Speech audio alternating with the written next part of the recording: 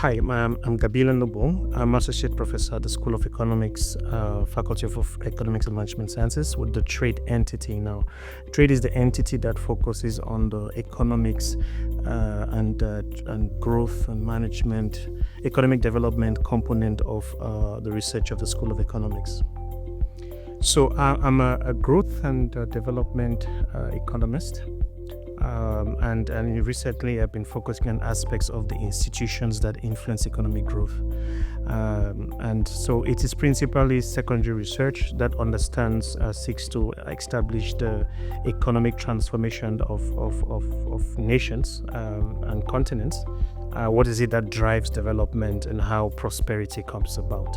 So you look at data, you run econometric models, you run surveys, and of course you examine the literature of different case study examples in different parts of the world to try and draw lessons as to how the other countries like China and Singapore and the new Asian economies did it, as well as how the traditional industrialized economies attained growth and development when they did a couple of decades ago. Well, I've been busy with this for the better part of my career. That's going to be easily 15, 20 odd years. I've looked at different components on capital accumulation, social capital, human capital, institutions, foreign direct investment, and all of their contributions to economic growth and development through employment creation as one of the principal ways through which that trickles down to make a difference in the life of people on the ground. Being able to answer the difficult questions that we all ponder about. For a country like South Africa and for most of Africa, how do you come out of poverty? What are the factors that you need to consider to lift a nation out of all that development to a path of prosperity? And how do you trigger those factors? Is it a focus on the educational sector?